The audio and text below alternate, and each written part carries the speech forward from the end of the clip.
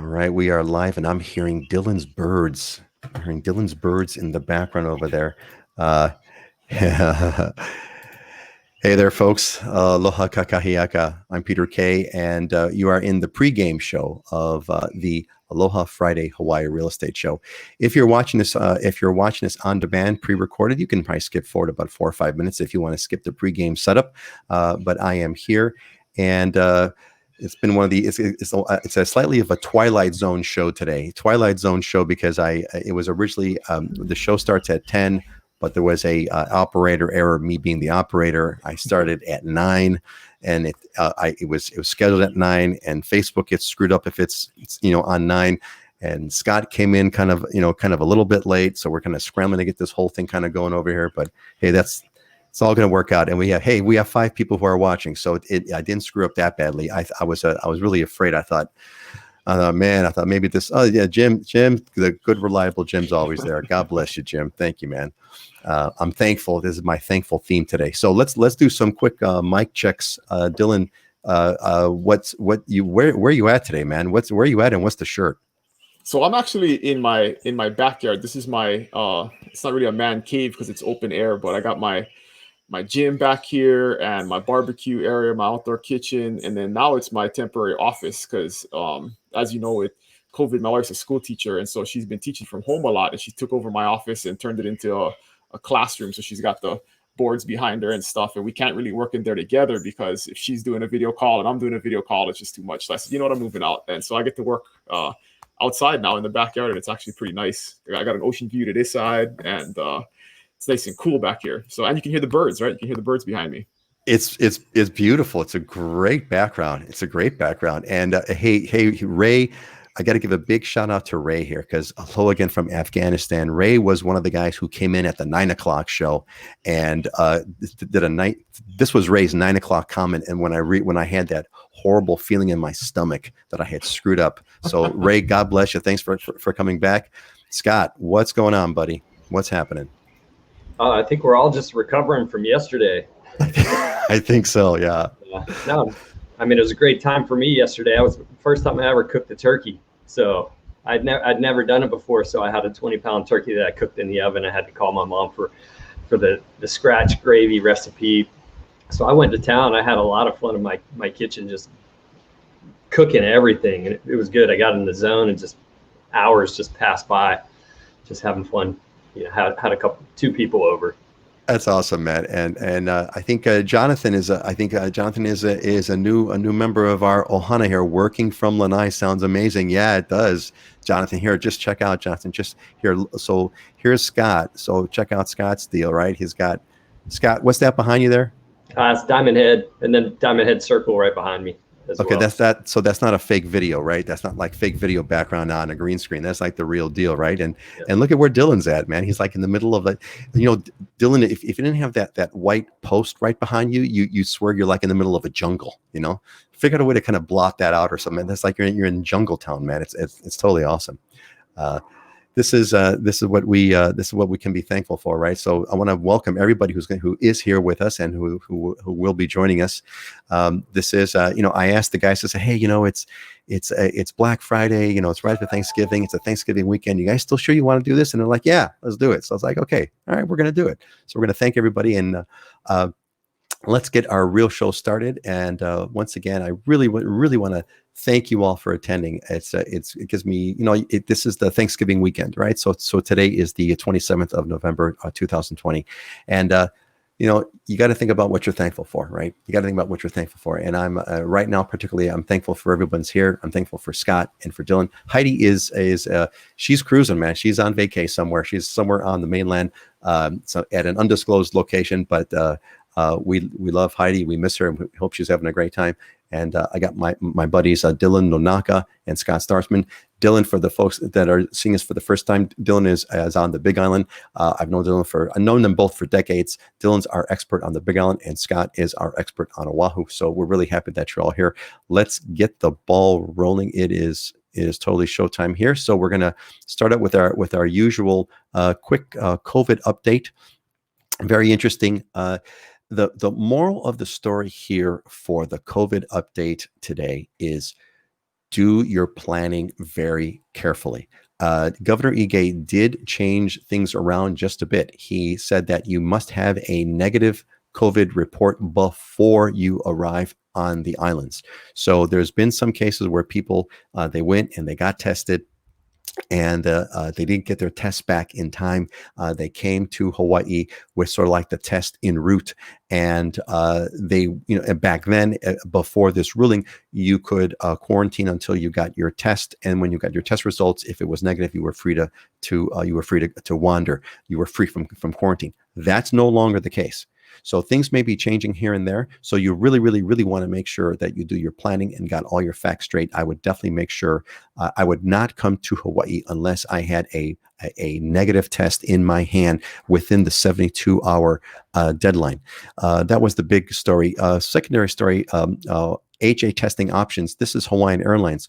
So Hawaiian Airlines, very interesting, some sort of to me, an indicator. Hawaii Airlines is expanding their COVID testing options for travelers heading to Hawaii. They're offering drive-through and walk-up pre-flight tests in Los Angeles, Las Vegas, Portland, and Seattle. Results are guaranteed within 36 hours. So that's a really good thing. I also caught, and I didn't have a chance to post it, this just came in. I also caught some news that Hawaiian Airlines is going to be starting in December.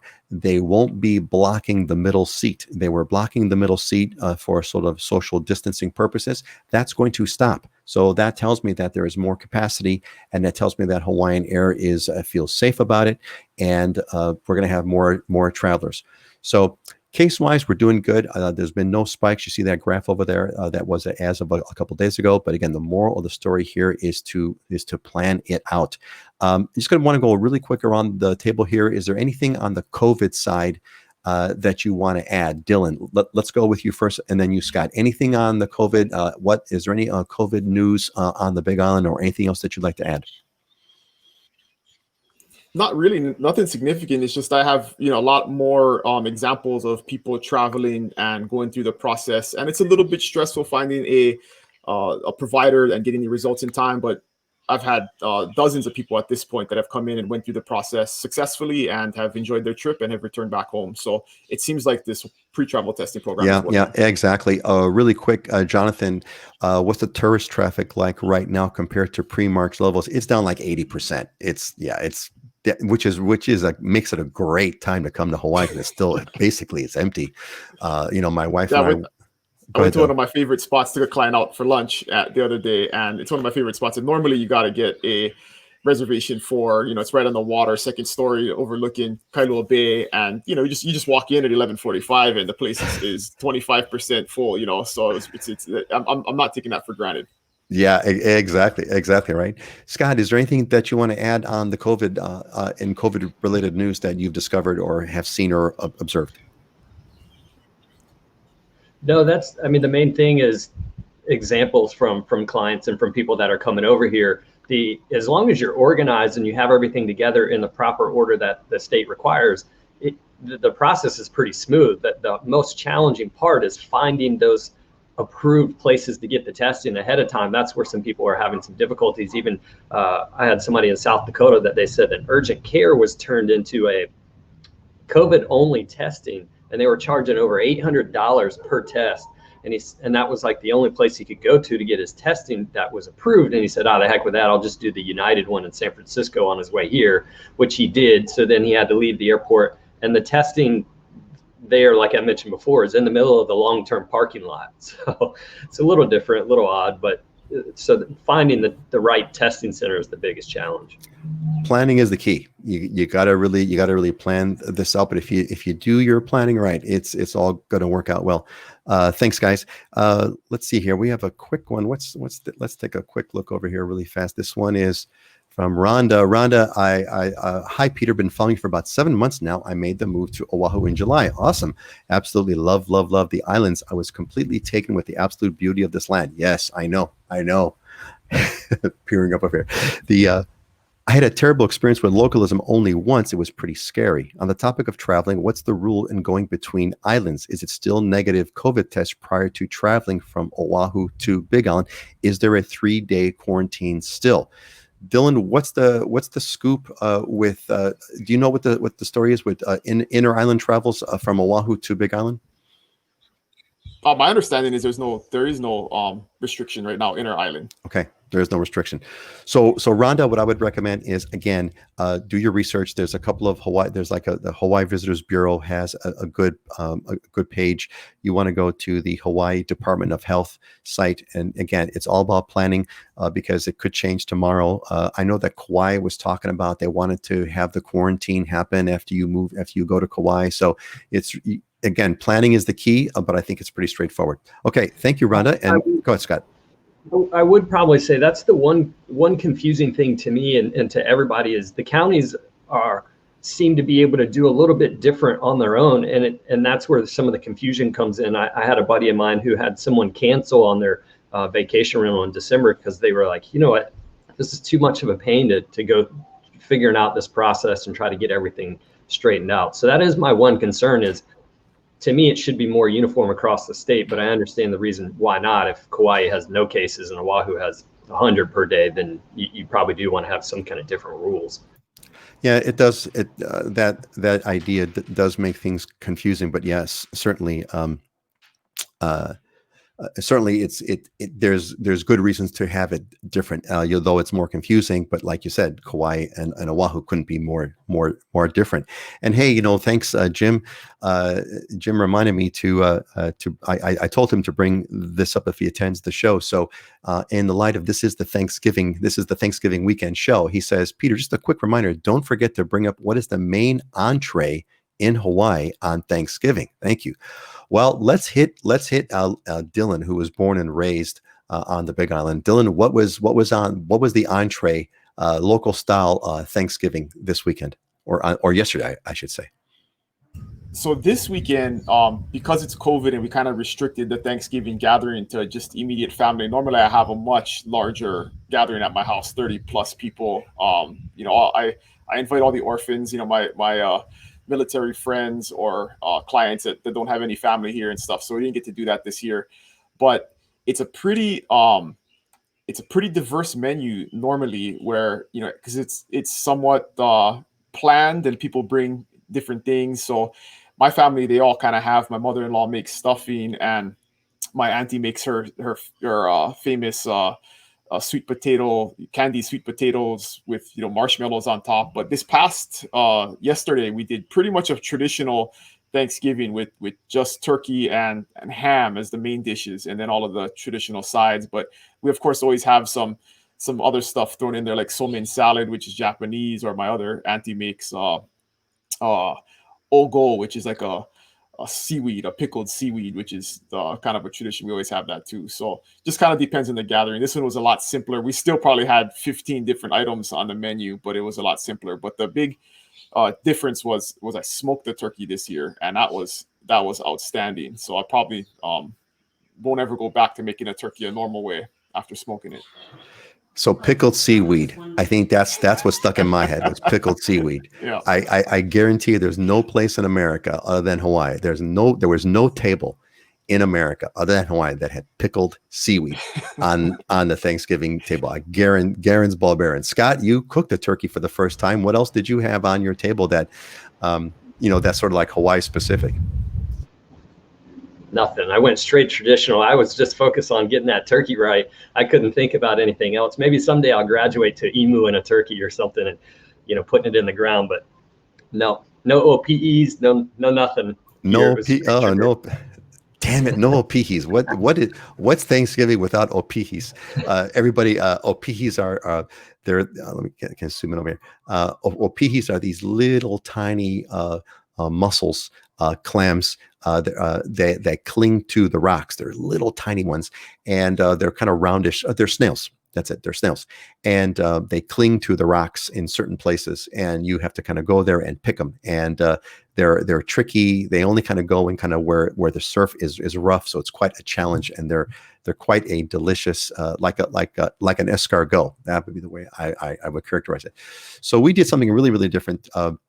We didn't do the turkey at all this year. We did a very, very different sort of a Thanksgiving. I had one of my cousins actually sent me a Chicago deep dish pizza. And we had a Chicago deep dish pizza, and then we had some poke, we had some fish, we had some poi, and we had some pies. So it was a completely untraditional Thanksgiving dinner, and we just had a blast. It was great. So Jim, hope that answers your question. Rhonda, yeah, you're very welcome. Thank you so much. She says, I greatly appreciate all your info. After being here now, I'm so excited to explore all the islands. Yeah. Rhonda, it's a great time. Enjoy yourself. It's a wonderful piece. It's a wonderful place, and the islands are amazing. You can spend the rest of your life exploring and not really even kind of scratch the surface. There's so much to go with. And our old buddy Ralph is working with Scott and with Dylan. And Ralph says we're a week away from flying.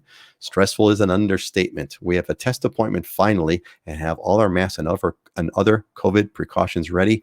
We're hoping the arrival will go smoothly.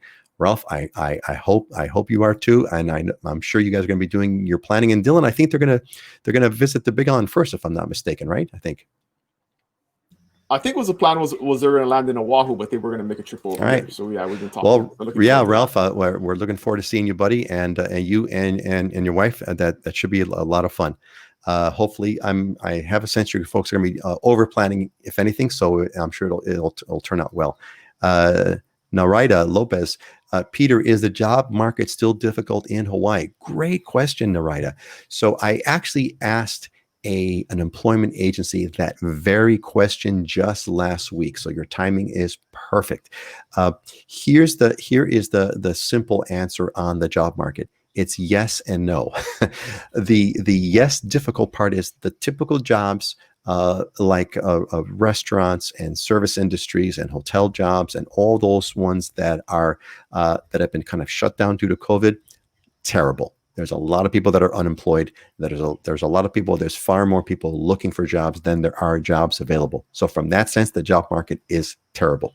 However, if you have a highly skilled and rare, if you have a rare skill, a rare and high skill that is in need in Hawaii, that is in demand, that might work out well. So it really depends on the given person. It depends on the situation of whether or not the job market in Hawaii is good or bad. If you have a valuable, sought after skill that is rare and that is needed in Hawaii, I could high confidence to tell you that the job market for that will be good. But that requires to do a lot of research. That was a good topic. Dylan, is there anything you want to add to that? No, I totally agree. There's definitely always a need for high skilled workers, especially things like nurses and doctors and engineers. You know, there's because of the high cost of living and because you can make a similar salary in a lower cost of living state, a lot of people, especially local kids that end up getting those types of educations, move away. There's always a problem with brain drain here where people with those skills move away. So yeah, if you're in the service industry or retail industry, it's not the best time. But if you have some other type of skill, it's a good time. And it sounds like a joke, but it's serious. My advice with people looking for a job here is if you just show up and you can pass a drug test, you probably be in high demand. So you just got to show up and work hard and be a good person, because a lot of times it's hard to find work to show up. That's a classic Dylanism, man. That's a classic Dylan line there. And I realized I was wearing my blue blocker lenses, which are okay, but there's too much glare, so I took them off. I don't need prescription lenses; they're blue blockers. Anyway, yeah, that's a classic Dylan line. If you could show up and pass a drug test. Scott, what's you want to add? Is there anything you want to add to the conversation? I mean, you're exactly right. The biggest challenge my family's had on the Big Island all these years is always finding good employees to work in the restaurant and stick around and not jump around, leave, surfs up, don't show up for work. That's always been a challenge on the Big Island for some of our stuff. So yeah, I mean, it's obviously the restaurant, retail industry, hotel industry is hurting right now. Yeah, they're in bad shape. But yeah, showing up, there's another saying, right? Showing up is 90% of the job, right? So Jim, glad we answered. Hope that answers your question, Jim. You saw a kind of good variety that kind of spanned the whole thing here from one extreme to another. I still think of pickled seaweed. I just can't get my mind off of pickled seaweed for Thanksgiving. So Ray says, hey, for Scott, Waikiki Banyan, any update on where they stand in regards to Bill 89 and their way ahead for short-term rentals? I haven't. I'll have to look into that, but no. I mean, they're maybe on the next show we can come. We'll come back and we'll have yeah, and I can post it in the comments here. I'll have and to have a look. Ray, look, if you want, there's a link in the description to send us your questions. If you want, send us the question in the link, and I'll make sure Scott gets it, and then he can respond to you directly. All right, and from Raul. Thank you all for the great information. Job transfer came through, and I should be on Oahu for the start of 2021. There you go, man. And you got the sunset profile picture there. That's Raul's getting ready, man. And stay with us, Raul. Stay with us. All right, let's move on. It's been great. I kind of feel like it's like a relaxed. It's like it's the Friday, right? It's Black Friday. I feel relaxed. We have to be as structured and as kind of hurried as we. And for some reason, I'm just kind of feeling that right now. And we got 27 people with us live, which is great. All right, let's hit the next thing. Let's go to our market update. So I want to get a quick update on kind of what's occurred over the past couple weeks since we had our last show. Let's flip this around. Let's go with Scott first. Scott, why don't you kind of fill us in on what's the latest things that you've observed on Oahu? We're still in a pattern here where very limited supply and heavy on the demand side, many buyers in the market, multiple offer situations on your normal housing, non-Waikiki, non-second home. And I called a couple of agents in the Waikiki market because last week when I was looking at the numbers, the prices hadn't dropped much in Waikiki. It was like 2%. I'm like, this doesn't make sense. So I called agents that had listings and they were saying, hey, we're having 1 to 2 showings a month. One brought one up in Waikiki Pavilion, which is a good building down in Waikiki. And he said, yeah, we were trying to hold out on our price and somebody dropped theirs by 30 grand below what the last one had sold and finally got it into escrow. So that's where the pain is in that Waikiki area. So the deals, if you want a deal, that's where you can have it. Now, if you go out to Royal Kania, there was a couple of townhouses that came up for sale there and they had 16 to 25 offers between those units. So completely different marketplaces where you have your, regular living, your workforce housing and living and whatnot is really busy, both on the townhouse condo side and the single family home side. In fact, we have 4 out of every 10 homes that sells is being bid up over the list price. Wow. It's still busy, and it will be through the holidays. I don't think it's going to slow down. We have warm temperature all year round here. So we don't hit those lulls like you would in the mainland where people during the wintertime aren't doing showings as much. You got snow. We're fairly consistent. We'll slow up during the holidays some, which I actually think is a good time to come on the market for sellers because you have even less competition right now. And then I don't know why it is, Super Bowl Sunday over here for some reason. Right past that, we start to pick up through the summer months all the way through the summer. Interesting. Yeah, great, Scott. So basically, it's like the consistent theme that has been really since COVID is outside of Waikiki, it's normal, or if anything, like you said, prices are being bid over list. I saw an article a week or so ago, whatever, that big price jumps in the median prices in homes. But again, Waikiki is kind of where the deals are. So if you want a deal, and if you're okay with living in Waikiki, go ahead, Scott. And I would say this too, is I'm actually looking forward to the day where we don't have the economic stimulus coming in or some of the economic government help, because I look at this in a couple of ways. Older people are probably not moving out of the home and into a condo right now. They're just going to kind of sit in place, let these things pass through. So you lose that segment of sellers coming on the market. And then anybody that's remotely in trouble, if they're getting assistance right now, they're going to sit in place too, as long as they can. So I almost kind of feel like there's this the unintended consequences, the restriction on supply and the lowering of interest rates has increased the buyer demand. So it's really thrown things out of whack a little more than normal. Spoken as a true libertarian, a free market fan, which I am, a free market libertarian kind of a fan. Dylan, what's the update on the Big On? And actually, while you're doing that, Dylan, blend in the answer to Rhonda's question for Dylan. If we purchase land on the Big On, how long is the process for obtaining permits for building a home? We've talked about that as well. So Dylan, hit the market first, and then we'll come back to Rhonda's question. Yeah, the market's still, I mean, we don't have any new data. The data will be out for November on the next show that we do. So I'm sure we'll talk about that, but it continues to be strong. I mean, I review contracts for 30 different agents, and it's the number of contracts that are being written is up.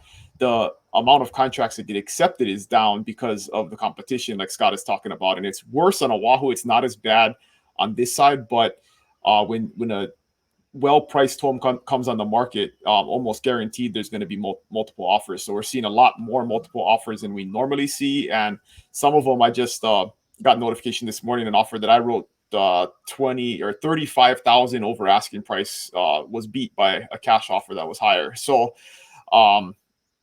it's wow. It's an interesting. How many times is that? It was a very How often low, does that happen? And this How is often does that happen? Well, it happens, but this was a low-priced home, I think, and this is a strategy I'm seeing. I haven't really seen this in the last 5-6 years. Is it seems like some people are coming on the market deliberately, significantly under market value, maybe 10 or 20,000 under market value, which causes a frenzy, and then ends up bidding it up way above market value or what you normally would come on the market for, and it seems like it creates a lot of chaos because you make it 10, 15 offers. But, in this situation, it worked. I mean, they came on under 400,000 and the house needed TLC, nothing special, but there's just nothing on the market that's livable for under 400,000 right now.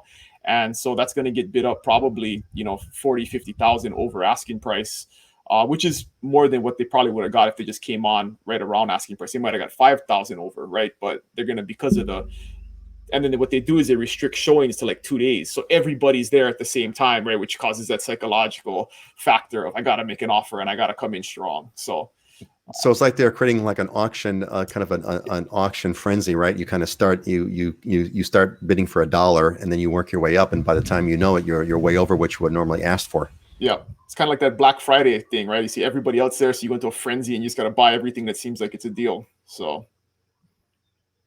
Okay, so the building permit question. So, that depends on how complicated your plans are, but I would say plan 3 to 6 months. I'm hopeful that process gets better. Of course, politics always has a effect on these things, and the mayor that we have coming in that is going to be taking over here in December is a much more reasonable, pro kind of consumer mindset. And so one of his platforms throughout the process of running for mayor was that we have to get the planning department more streamlined and more efficient and stop doing things like, one of the things that they do, which slows the process down, which is very frustrating, is they will review your plans, find something that's wrong, kick it back to you, tell you got to fix it. You'll fix it, you'll resubmit it, 30 days go by, they start the review again and they find another thing that's wrong. So they kick it back to you. And so one of the things that he wanted to do, which I think is going to help the process, is the department gets one bite at the apple. So you go through and you find everything that's wrong with it. You respond with everything that's wrong instead of going back and forth with a builder or an individual who wants to build and having them have to resubmit 2 or 3 times, which really slows the process down.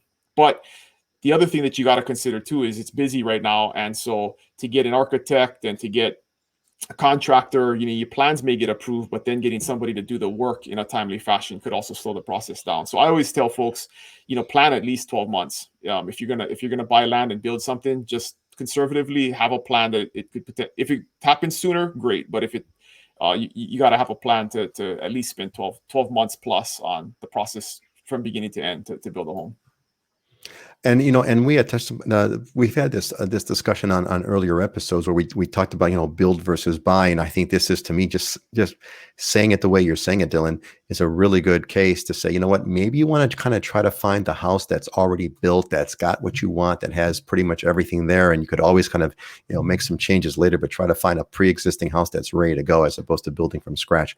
Although it is fun to think about building from scratch, right? I always, you get to kind of have what you want out of that. Okay, let's see. Scott, you want there's something you want to throw in there? Yeah, one thing that people need to think about right now, especially in Hawaii, and I'm going through it, and I've been going through it, so I may have a few gray hairs in here, but lead times for anything is taking longer. What used to be a 6 to 8 week lead time for me to get windows ordered and get them shipped here is now 10 to 12 weeks. I even ran into an issue 2 days ago where we're ready to go pull our countertops. I purchased the countertops a month and a half ago. We put them on the side, tagged them at the shop. My installer went to go pick them up the other day, and they had given them away to somebody else. And I'm like, wait, what? How does that work? So now I'm trying to figure out, okay, when are you getting this in again? Oh, another 5 weeks. Okay, are you paying my carrying costs on this home? Like, you just totally train wrecked my design idea here. Oh, how about you can use that one over there? And I'm like, no, that's not how this works. I about lost it. But people need to be aware that even with renovations, I've had a couple of people looking to do quick renovations once they buy the home to be able to get in. And the lead times on some of these materials are significantly longer. If you go to order appliances now, you're 3 months plus out because a lot of the factories had to shut down and the demand increased during this COVID timeframe, and they're all backlogged. And then you add on to it the fact that you got to ship it out here to Hawaii. It takes longer. Yeah, I don't know if that's like a only in Hawaii story that you gave us, Scott, but it feels like an only in Hawaii story. Yeah, we had your cabinets, but we gave them to, and he probably, I'm just going to guess here, speculate. I'm going to give him because it was a family member who needed to get their counters done. And so I just took your counters and gave it to them. It sounds like a Hawaii story. Maybe not. I'm not too sure. Oh, it happens often. That's okay. Why construction over here, I pull my hair out sometimes. I'm just like, how do I pay for something? That's my product. You just gave it to someone else. It's like, well, see, that's why you got to get a haircut like Dylan's so that you can't pull your hair. He's going to keep his hair a lot longer. So Rhonda, I hope that answers your question. I hope that gives you some additional things to think about. And that's what I really love about Dylan and Scott. It's kind of been fun. We've been doing this for a long time now. Even before we did the show, we used to have these conversations on once a week or so. And so it's really, you're getting a great expertise. Really, you're seeing how really knowledgeable that these people are. And I'm just so glad to be a part of it. Hey, you know what? It feels like, again, it's like I'm feeling in a relaxed week of vacation mode over here. So we're just going to keep taking these questions. So folks, look, those of you that are here, you get priority with the questions. I've got a whole stack of questions lined up on the slides, and we're going to bring those questions up, quote, time permitting, but your questions come first. So anything you'd like to know, bring it up now. And I'm going to bring up Bernard, who's been, before Bernard, real quick, Ray. Yeah, Ray will do. So Ray, we'll see you send Dylan your question on the form, and that'd be great. I'm sorry. Ray's question was for Scott about the Waikiki Banyan, right? Yep. That's it. Thank you. Send your question to Scott, and we'll definitely pick it up. So Bernard's been on the show a few times before. And Bernard, I think you've changed your profile picture, if I'm not mistaken, over here. I think I recall you having a different one. Anyway, Bernard says, don't ask me how I remembered that. How would I remember someone's profile picture changing? I don't know. Must have been a distinctive one both before and now, Bernard. Anyway, how's the crime rate trending so far in Waikiki and Kakaako, Honolulu in general? Scott, what's your sense? My sense is like, well, right? Okay, go ahead, Scott.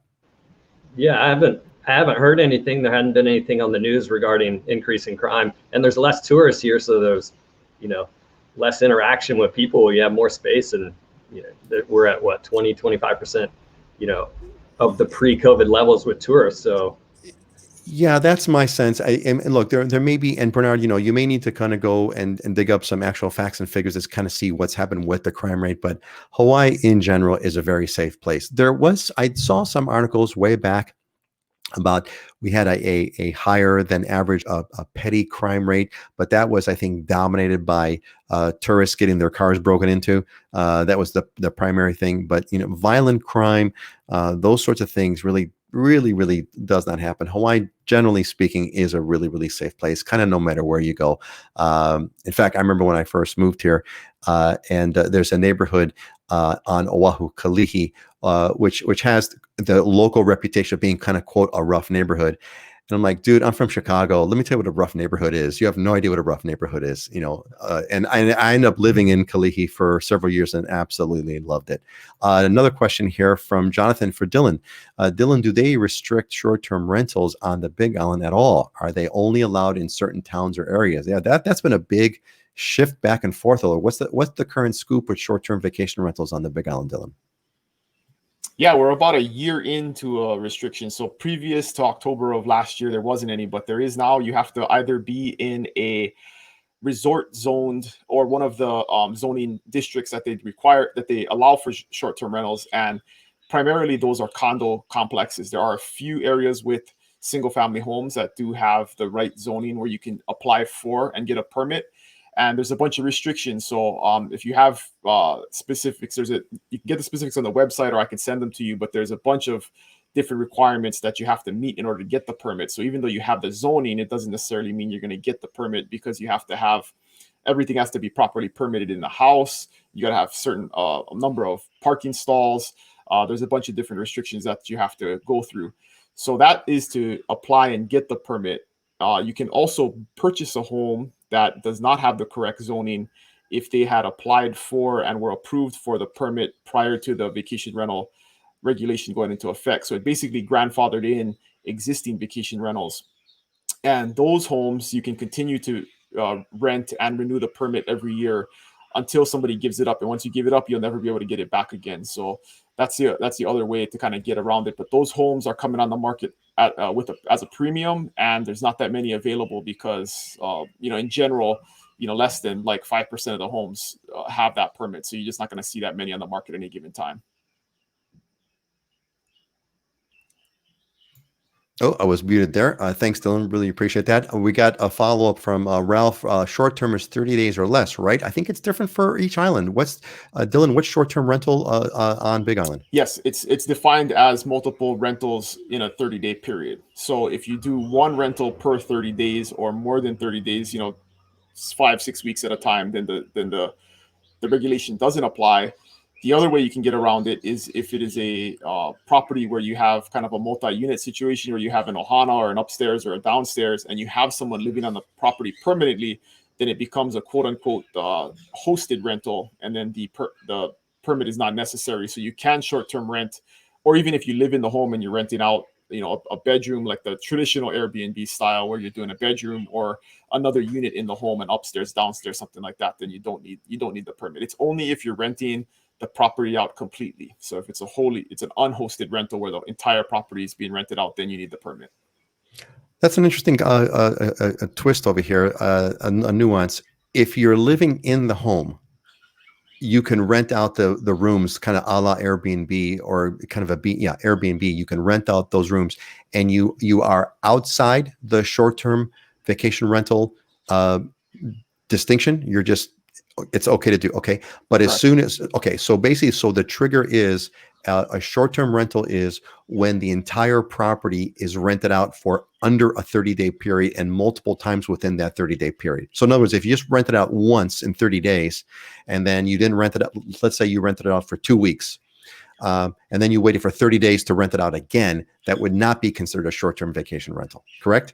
Correct. Yep. And there's one more nuance. Get around it, and that's if the home is your primary residence per the IRS, and there's a bunch of tests that will qualify your home to be your primary residence. But basically, if you're living in the home 6 months plus 1 day out of the year, and there's a few other criteria that you have to meet. But if the IRS recognizes it as your primary residence, you can then short-term, then the bill doesn't apply either. The regulation doesn't apply. So, if you're living in it 7-8 months out of the year, and then you live somewhere else for 3 or 4 months and you want to short-term rent it during that time period, you can.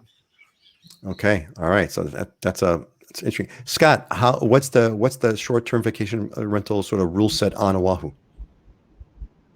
Yeah, it's 30-day minimum for residential zoning.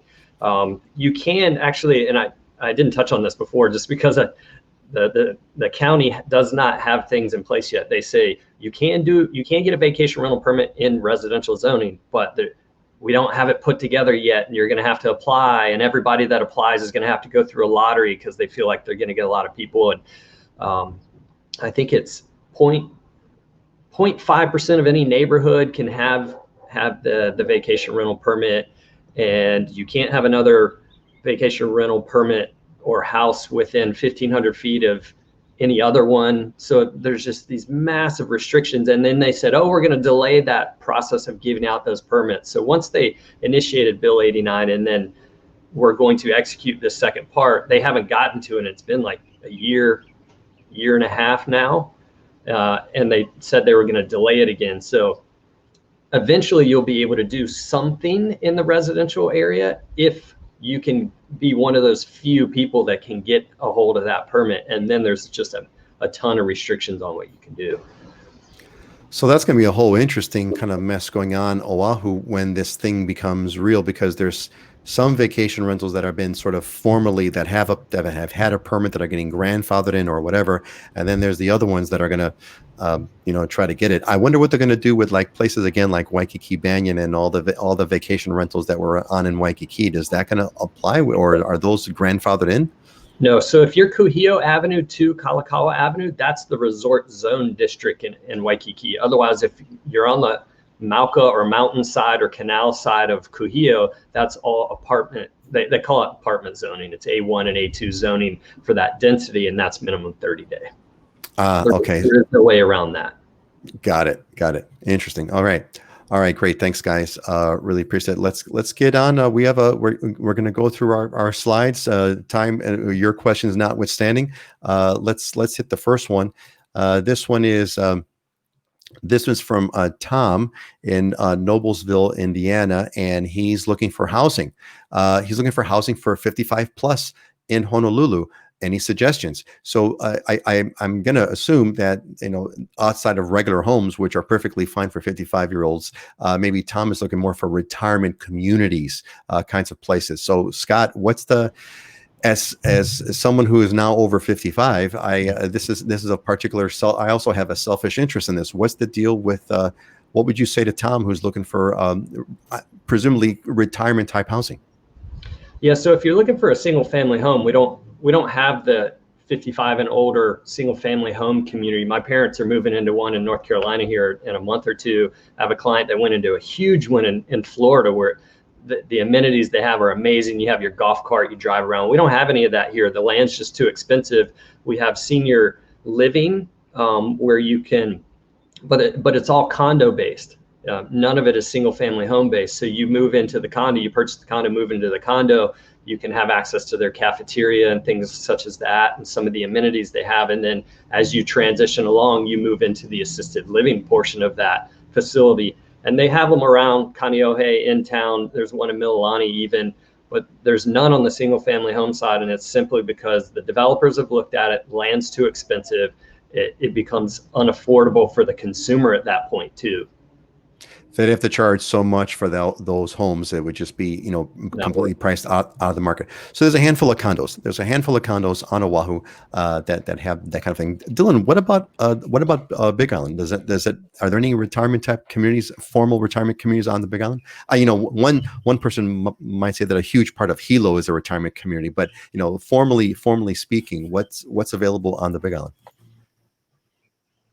Yeah, there aren't any like formal retirement communities. I mean, you could argue that all of Kona is a retirement community because that's what a lot of people are doing, is retiring from the mainland and moving over here. There's a huge segment of that. So, yeah, I mean, there are neighborhoods that are maybe older than other neighborhoods, but there's no neighborhoods that restrict age or anything like that. Okay, great. Let's move on to our next question. This is a Big Island question. So this is from Joanna of Alaska, and she says, I'm having a hard time finding a VDA.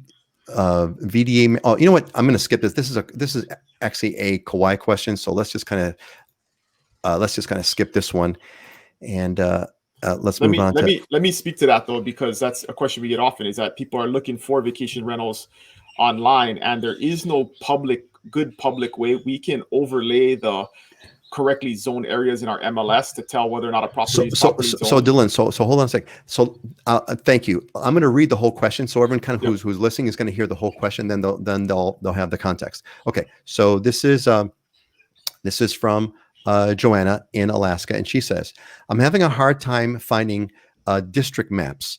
I've been looking on the government website and can easily find information about temporary vacation rentals, but no luck finding the map I'm looking for. If you buy a condo in a VDA, I'm assuming that means vacation designated area or whatever, that is not currently permitted, what is the process to become a temporary vacation rental? And is there any reason they can say no? I love your show. Okay, so the first part of that is there is no easy way on the Big Island anyways, maybe on the other islands there are, but there is no easy way to overlay the zoning with the active units that are on the market, right? The properties that are on the market. I mean, you can find zoning maps, but then to figure out where the property is actually located on the map based on, you know, listings you'll see for properties online, it's pretty hard to do.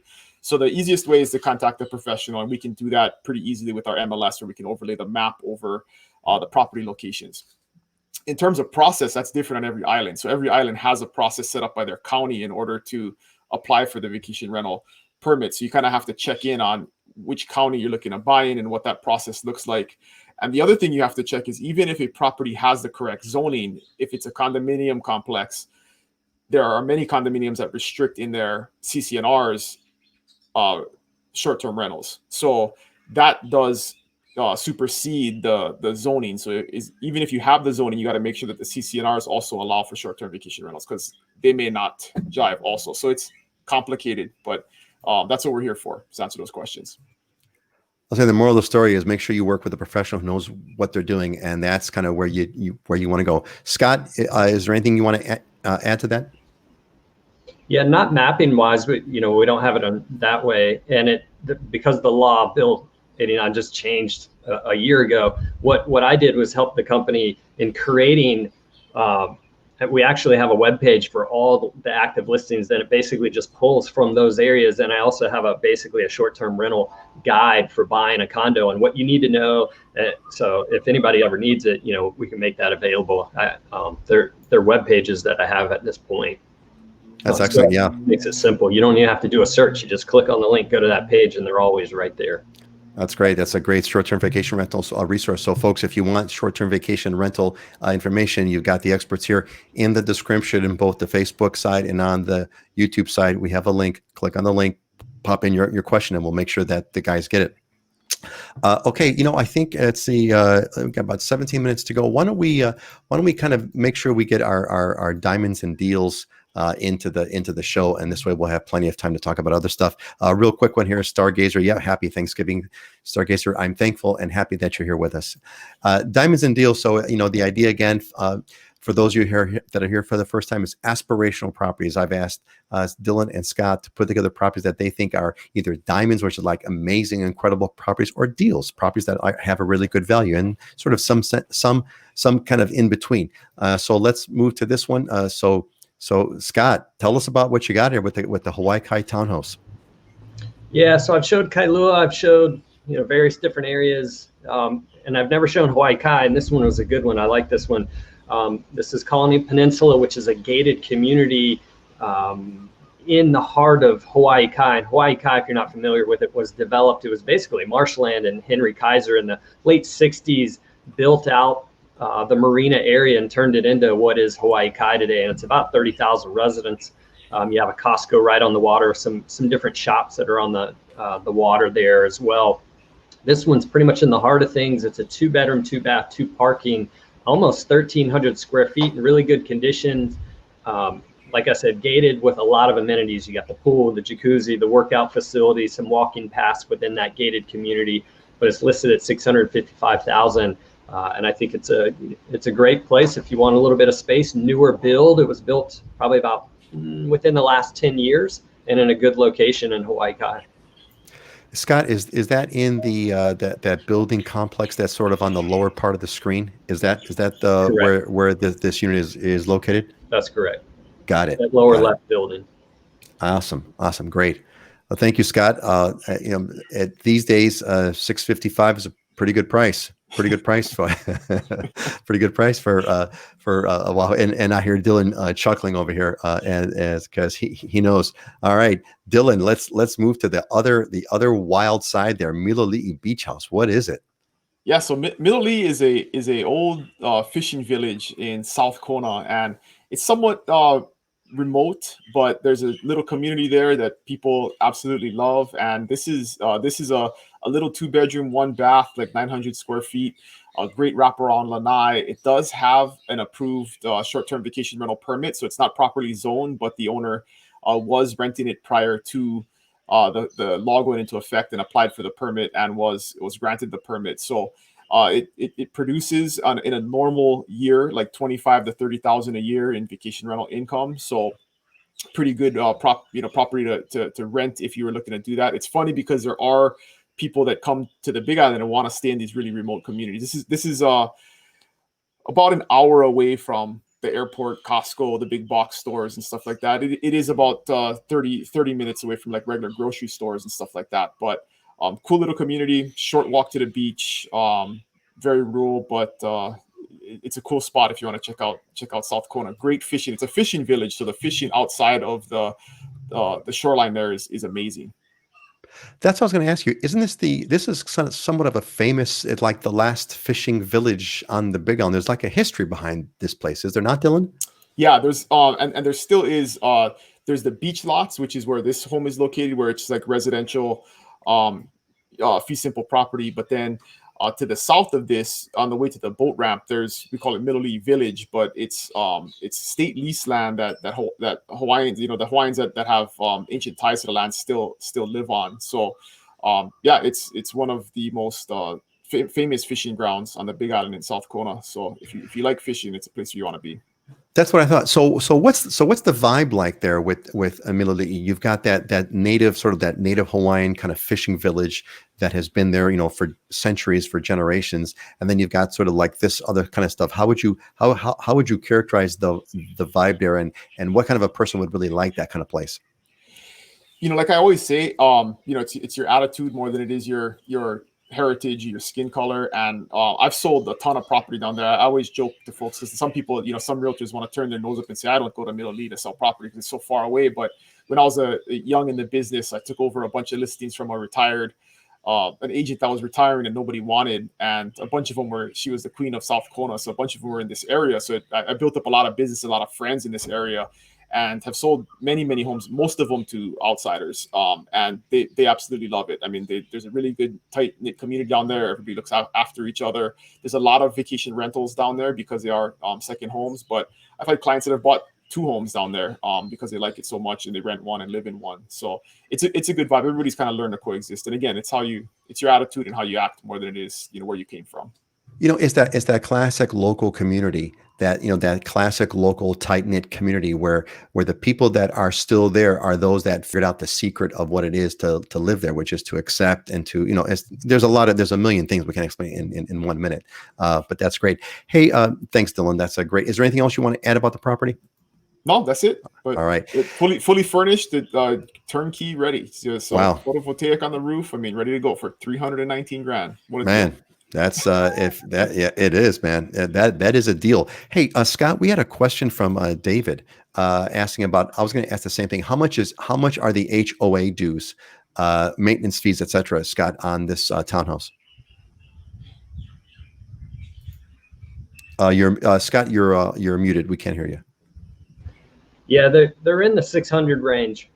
Pretty much all the townhouses in Hawaii Kai. They're newer and they're bigger, and they have a ton of amenities. You think of it and they pretty much have it. Putting greens, the whole 9 yards. And they usually run in the $600 to $900 a month range. This one's more in the $650 range, which is on the lower side for Hawaii Kai. And there are a lot of amenities in there too. So there's a lot of amenities in there. What kind of stands out as something like, sort of extraordinary? We think about the pool, we think about grass. What else is sort of extraordinary there that you might not normally think of as an amenity that would be included? I mean, part of what I like about this community, it's gated, not just the townhouse section, but the single family home section. So you got a lot of walking paths along the marina, green open park space, which is nice, which is you're paying for in your maintenance fees at that point, because that's common element. And because it's gated, you don't get people coming in here, so you have more privacy in that capacity and more open space and walking paths. but they have multiple pools, multiple jacuzzis, multiple workout facilities within the community that you share with the home side as well. Excellent. Thanks, guys. Okay, we got a few minutes left. Folks, if you've got some questions, this is the time to put them in. We got about 10 minutes to go on the show. I wanted to bring up a kind of a big picture topic. I try to make that part of the show now. So here's one from Scott in Dallas, Texas. And he says, "We love the Hawaiian culture, people, and history. What kind of advice can you give that would allow us to be accepted into the Hawaiian community as seamlessly as possible? Various volunteering activities in the community and through church come to mind. Are we on the right track?" Yeah, Scott, this is a great question, and I think everyone that cares about having a good, healthy, long-term prospect in Hawaii needs to kind of think about this and being accepted. And we've talked about this before on the show in a variety of ways. And I think Dylan actually says it best, which is, it's really up to you to accept the culture. That's the key. It's up to you to accept the culture, and accepting the culture means you're going to become a part of it. It means that you're going to essentially practice it. You're going to let go more of your mainland cultural practices, so to speak, and you're going to embrace and accept and cherish and love the local practices. Essentially, with the way I characterize it is I say you basically have to become Hawaiian. Now, you're not going to be sometimes that's a loaded term. You're not native Hawaiian, but you have to turn Hawaiian in your values. You have to turn Hawaiian in your perspective. You have to turn Hawaiian in the way that you see things. And if you go through that, it'll be fine. And what you said is good. Volunteer, church is good. There's so many nonprofit groups. I've always told people, make sure you get involved. There's so many ways there's beach cleanups. There's a lot of Native Hawaiian groups that do cleaning up and or restoring of Native Hawaiian special places. There's lots of those. Those are the best ways for you to get involved and to meet others and to learn in a real way these cultural values. That's what I would say. Dylan, what's your advice to Scott on how to get accepted? Dylan, you're muted. We can't hear you. Yeah, I know we've talked about this in the past, but my simple thing I would add to that is to eliminate back where I came from your vocabulary. Yeah, we don't do it this way in so-and-so. Yeah, nothing's more annoying than us being told that we're doing it wrong and you did it better where you came from. Whatever it is, your food, your traffic, your development, your whatever it is. But that's one thing that definitely gets you a bad reputation here is by using the way I did it where I came from. Nobody cares. Right. Nobody cares. And in fact, we don't want to do it the way that you're doing it where you came from. I don't want that, because if I wanted that, I would move there. I don't want that. That's why you moved here. You didn't move here because of it, right? Anyway. Yeah. Scott, like me, you moved to Hawaii decades ago. What would you say? What's the most important things that you learned as far as what it takes to kind of get accepted in Hawaii? Well, to be accepted, it's more relaxed over here. The lifestyle is more relaxed. It's a healthier place to live, and you have to kind of turn it down from the mainland. It's just coming here and being accepting of, new ways of living and the culture that's here. And it's very easy as long as you're friendly and more relaxed. It's a lot easier. The biggest thing I learned though was I never understood. I always used to wear my slippers into the house when I living in North Carolina. And my girlfriend yelled at me one time when I walked into my own condo back when I first was living on the Big Island wearing my slippers. She goes, "What are you doing?" I said, "What's the problem? First of all, it's my house. Like, I can do what I want, but why would I do that?" She says, "You know how much dirt's on those shoes that you're wearing? You're dragging that all in the house." And I was like, wow, that totally makes sense. So to this day, I went back to visit my parents in North Carolina after 6 years of being here. Post and beam house, raised up, hardwood floors. It was 20 degrees out, and I walked across from the guest house, left my slippers, walked inside. My feet were freezing. I said, "Mom, man, my feet are freezing." She goes, "Go put on your shoes." I said, "I can't do it." I just couldn't do it. So, that element, you learn different cultural things. You learn different aspects of living out here, and some of them make more sense than what we were doing on the mainland. So it's mainly being open-minded and friendly. That's the biggest thing. Yeah, that's you know, I just had an article that got posted on my website a couple of weeks ago about you know, in under the title of "Don't Be So Howly," which was to take off your shoes. Never, never, never walk inside shoes. Um, and in fact, yeah, I mean, it's a long story, but yeah, thanks guys. That is definitely, well, here, I'll share because we have a few minutes. So one person said, "Oh, you know, they said I've got a disability, and I have to wear shoes because of my feet. They need some special shoes to kind of, for, you know, for health reasons, et cetera." And so I thought about that, and my advice was, well, here's what you do: you bring in a second pair of shoes that you could wear that are like house shoes. And what you do when you go to that person's house, you stay at the door, you don't go in yet, and you tell them, "Oh, you know, give me a minute. I need to put on these other house shoes because my feet, da da da da da." And you sit there right in front, and you take off your outside dirty shoes, and you put on your inside clean house shoes, and then you could walk in the house just fine. Dylan, how would that work if that happened in your house? That's perfect. And I'm, you know, as Japanese as I am, I actually like wearing house shoes because it's you have tile and hardwood, and the tile's cold, and sometimes, you know, with no carpet, things, unless you're mopping every day, you know, I'm really neurotic about my feet feeling dirty, and so you end up picking stuff up. So I actually have house slippers at my house. See, but you have house slippers. They don't go outside. They don't go outside. You have house slippers. You have house slippers. Different story, right? There's a nuance there. So Scott, you know, get some house slippers for when you go see your folks in North Carolina. You know, bring an extra pair of house slippers. You could wear that and still feel good about it. Cool. So we have another one here from a comment here from Stargazer. Yes, Stargazer, indeed, so true. Hawaiians are the nicest people. You know, it's a great sense of family, great values. I've always, I think the part to me that I've always, you know, loved so much is I've loved the Hawaiian value system. I really have, and it's changed my life.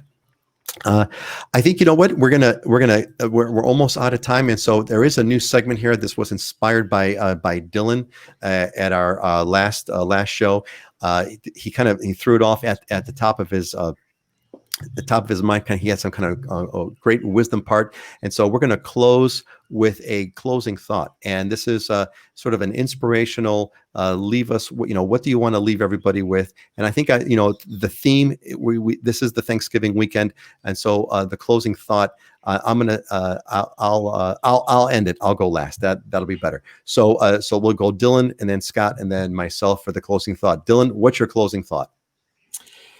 So I went to this Tony Robbins webinar. This one of his coaches put on this past week, and he had a good saying, especially for Thanksgiving weekend, about just being, you know, practicing an attitude of gratitude and being grateful for the things that we have. But one of the ways you have to do that is you have to believe that life is not happening to you; it's happening for you, right? And if you kind of flipped your mindset and you look at it that way, as opposed to you being you know, a victim of your circumstances, rather than focusing on the good things that are happening and taking advantage of those opportunities, you can really change your mindset and live a much happier life. But I'm always always big into gratitude, not just during Thanksgiving weekend. You know, it's important to be grateful for what we have. So that's a great line. So what was that again? Life is not happening to you; it's happening for you. Correct. I love that. That's a great. Yep. That's a great line. Thankful indeed. Scott, what's your closing thought today? Yeah, I mean, since we're in the time frame of being around Thanksgiving and being thankful and grateful for things, it's you know, for me, I think with COVID, we're in a time frame where we're reevaluating and reassessing what's important to us in all aspects of our lives, which is why, you know, we see people making the move over here earlier than they had planned, or coming to work remotely, and they're wanting to get out of certain things. I think we're all every one of us is reevaluating what's important to us, who's important to us, what's important to us, and the type of house that we have. And this is, you know, with Thanksgiving being this weekend, it's a great time to look back. And for me, being thankful that I am living out here and living in this environment, and where it's getting cold in some places with high COVID rates, we're low, and it's 80 some degrees consistently every day. And I can walk outside my house and go exercise and go surf and get in the water and have a good time. Yeah, ain't that the truth? Nina threw a quick comment here. I grew up like Hawaiian people, so I fit in. I'm on the Big Island Hawaii. Love your show, Nina. We love that you're here, man. We love that you're here.